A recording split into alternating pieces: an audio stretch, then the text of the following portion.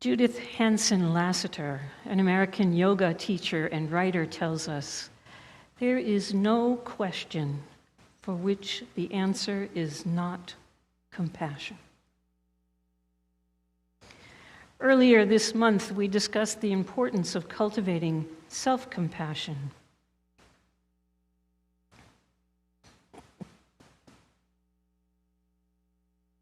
Sorry, my computer wasn't responding.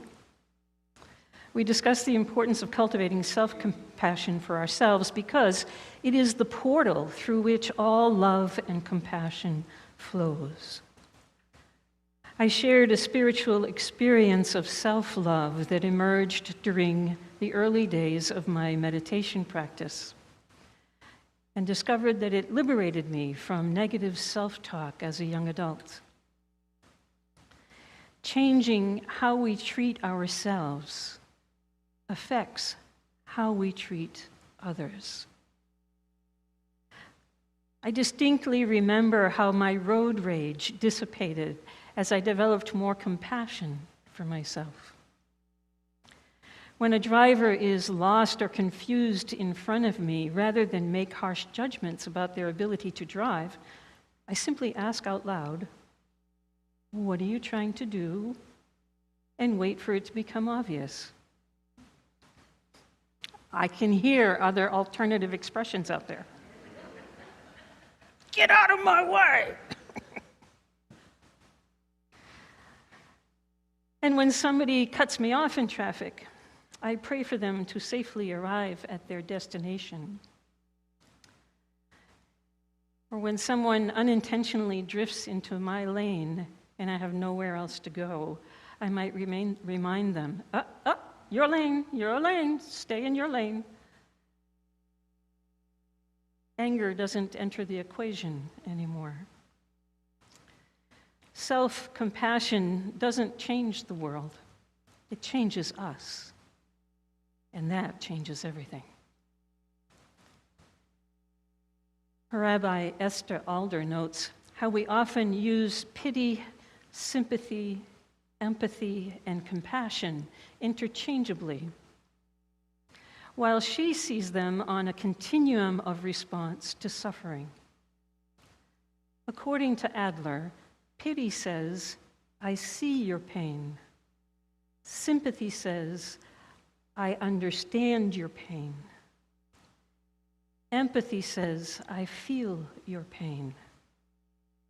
And compassion says, "I am with you in your pain, and I will help alleviate your suffering." So compassion is a sensitivity to another's suffering coupled with a commitment to alleviate or prevent their suffering. It's more than a feeling. It's the acknowledgement of our shared humanity, no matter how we feel about the person who is suffering. And this is the theme of our story this morning about the lion and the mouse. The sleeping lion spares the mouse who unintentionally disturbs his sleep. And later in the story, the mouse rescues the lion who's caught in a net. And clearly, the lion is more powerful than the mouse and could easily dispatch the mouse in both of those instances. Yet the compassionate mouse chooses to ease the lion's suffering anyway. Compassion is not weakness, because it requires wisdom and courage to discern when and how to respond to suffering. On Sunday, September 28, 2025, a 40-year-old Marine veteran drove his truck into a Mormon church in Michigan, opened fire on hundreds of worshipers, and set the building on fire before he was killed by police. The incident left 4 people dead and 8 injured. In the aftermath of the attack, however, a Mormon in Utah started a Christian fundraiser to help the gunman's wife and son, who were also victims of the tragedy. The Utah Mormons set a goal of $100,000, and over a very short period of time had raised $300,000. According to the Compassion Institute, compassion is never about excusing harm or foregoing accountability. It's about recognizing our shared humanity. And in this fundraiser's view, the gunman's wife and son are not responsible for the gunman's actions, and therefore should not be punished. His effort to help the widow and fatherless child came from a place of compassion to ease their suffering.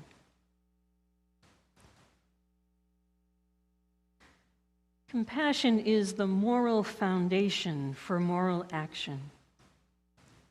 As fallible human beings, we are sometimes prone to binary thinking and driven by the need to be right, and for others to be wrong. Our Universalist heritage, however, calls on us to counter this tendency with compassion whenever we find it in ourselves or in others. It seems no other lens could be more important today.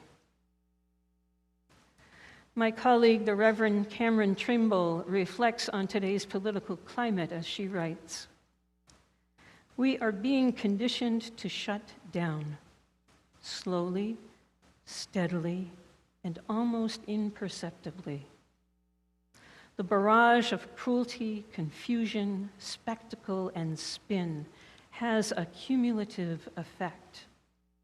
It wears on our capacity to feel, to care, to respond with presence rather than reflex. We are being trained through repetition to expect harm and then to normalize it. That is the danger in this moment, not just political collapse or climate unraveling or the erosion of public trust, but the numbing of our souls. Tenderness and compassion are not weaknesses. They are the most radiant forms of resistance.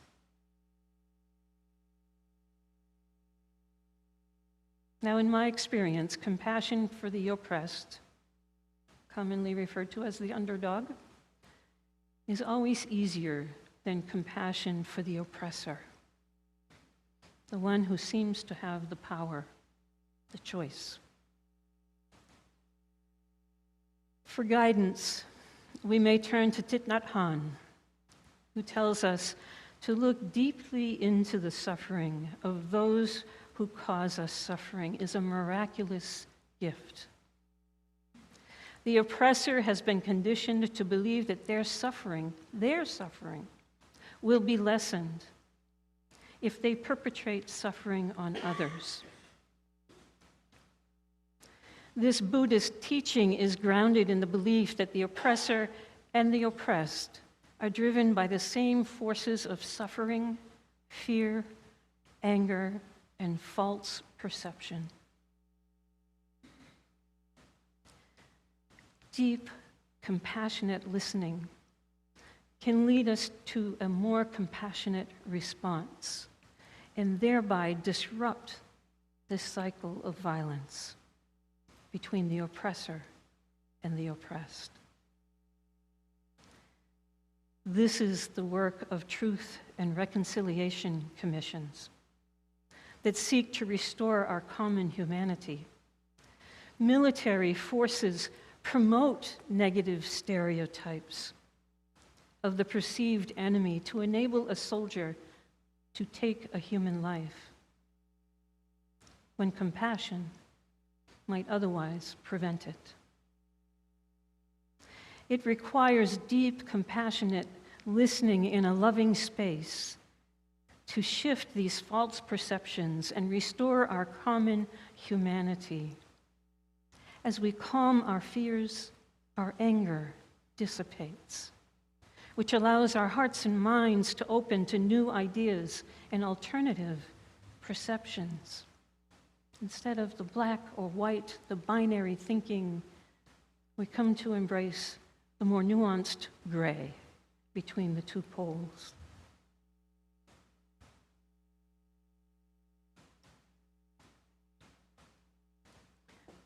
Many years ago, my former internship supervisor, the Reverend Aaron Payson, whom some of you met at my installation, he delivered the sermon, stood outside the State House with a group of parishioners in peaceful protest to oppressive legislation undergoing consideration in the halls of Congress. When a citizen in favor of the legislation emerged from the Capitol building, she engaged in conversation with Aaron because he was wearing a clerical collar and a Side with Love t-shirt. She expressed her concerns on the issue while he quietly listened, and then he gently shared his concerns. And by the end of the conversation, she concluded, Unitarian Universalists are good people, and our progressive views are not so bad after all. The two of them were able to dispel the myths perpetuated against each other through dialogue, through getting to know each other, through understanding each other's perspective.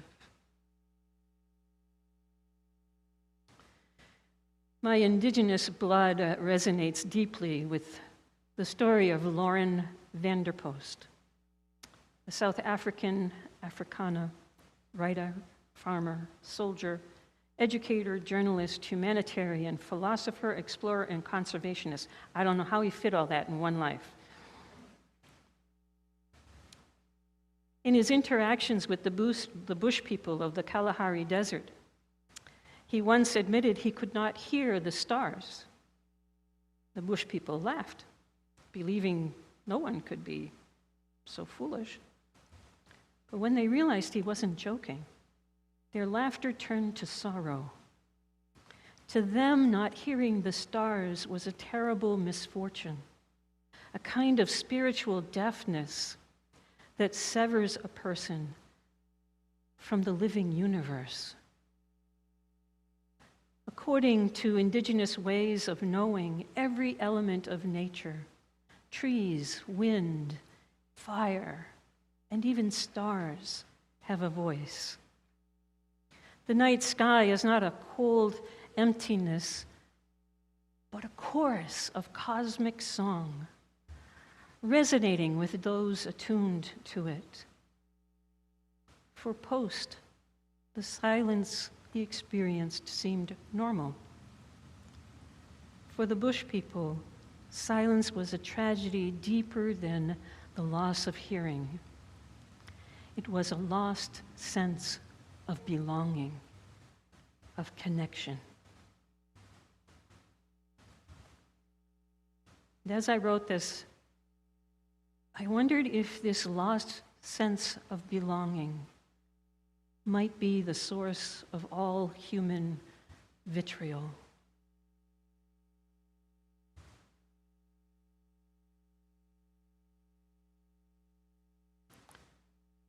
For this reason, indigenous peoples pray for non-indigenous peoples who have lost their connection to the natural world and exploit Earth's natural resources and its people. Pema Chodron reminds us compassion is manifest when we recognize our shared humanity.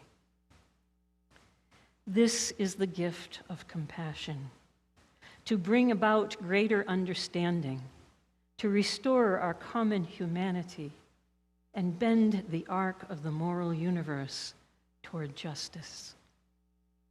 May it be so.